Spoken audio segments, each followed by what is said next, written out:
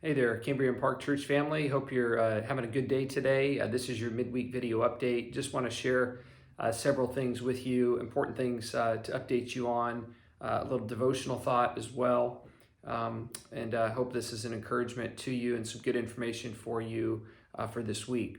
So I was in a devotional time this morning, and I came across the passage in 1 John chapter 4, verses 19 to 21, and it's a passage that some of you are probably familiar with, and I'll just read it to you. It's just a couple of verses here. We love because he first loved us. Whoever claims to love God, yet hates a brother or sister is a liar. For whoever does not love their brother and sister whom they have seen cannot love God whom they have not seen. And he has given us this command: anyone who loves God must also love their brother and sister. And I was just made aware of in the devotional thought how closely tied to how our relationship with God is closely tied to our relationships with other people. And so we can't effectively, love God if we are not effectively or actively loving those around us.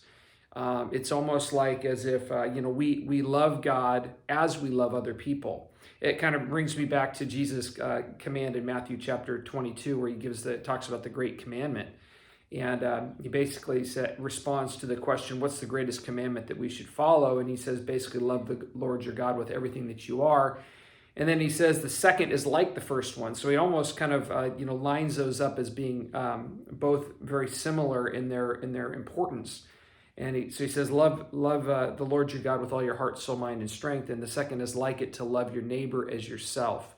And so in Jesus' very commands here, and in 1 John here as well, there's a very clear connection between our love for others and our love for God.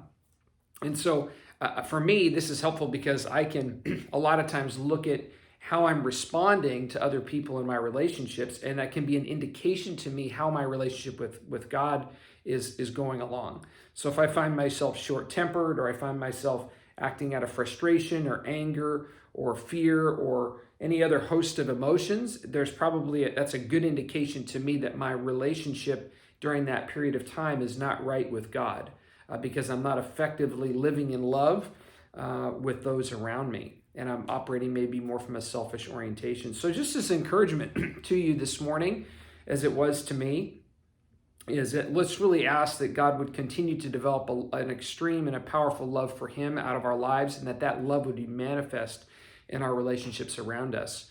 And that the Spirit would bring to our mind and our attention the times and the places where we are moving off track in our relationship with God. And he would show us that by really maybe sometimes how we treat other people around us. We should never believe that our relationship, our faith in Jesus can be disconnected from our interactions with other people. And there's a lot of Christians, unfortunately, that have operated that way. They've operated maybe from a very cognitive-based faith, or a very, theologically strong foundational faith, and believing certain theological truths. But and we probably have come across, maybe people like this, and yet there seems to be maybe a sense of coldness and a lack of love that's present. More so, we sense a lack of, or a presence of judgment and condemnation.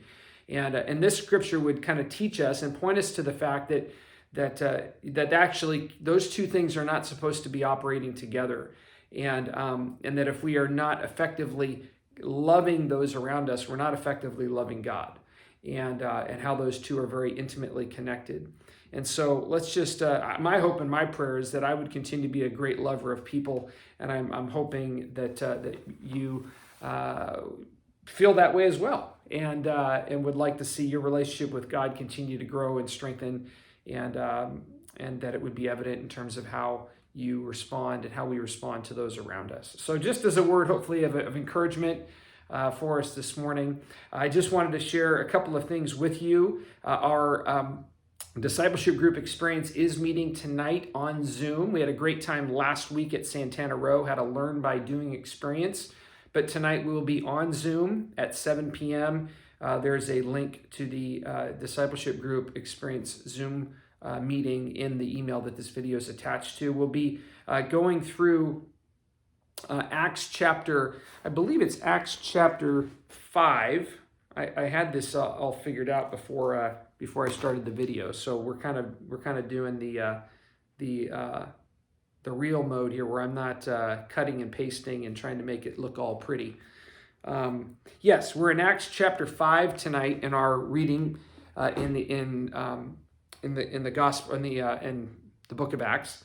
And we're also in the tangible kingdom. We're going to be in chapter 8, which is entitled Paradigm, and it's a rather large chapter, a long chapter. So we're just going to do the one chapter in that. So we'll be meeting at 7 p.m. It's great to have any of you that want to be a part of that call this evening. We would welcome you and love you to be there.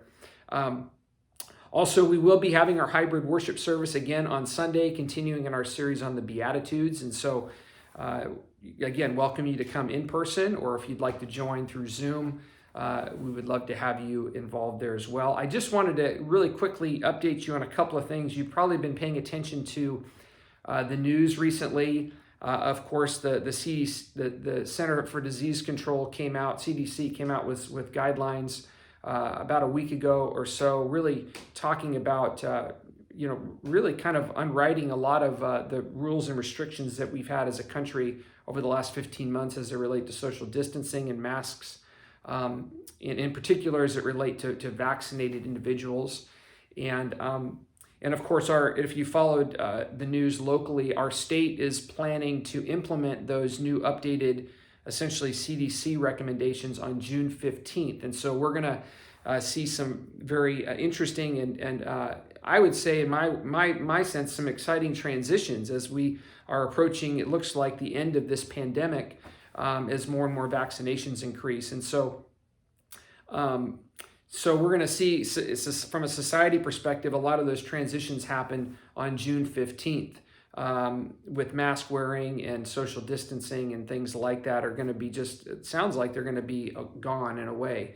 And I just want you to be aware that as a church, that we are going to be moving in a direction to follow and keep in step with what our country, our state, and our county is doing in regards to this, right? So you're going to start noticing some pieces of transition that will develop over the next couple of weeks to get us to a point where in mid-June, our hope is to be able to be functioning like the rest of society in terms of the elimination of mask wearing and social distancing and things of that nature for vaccinated individuals.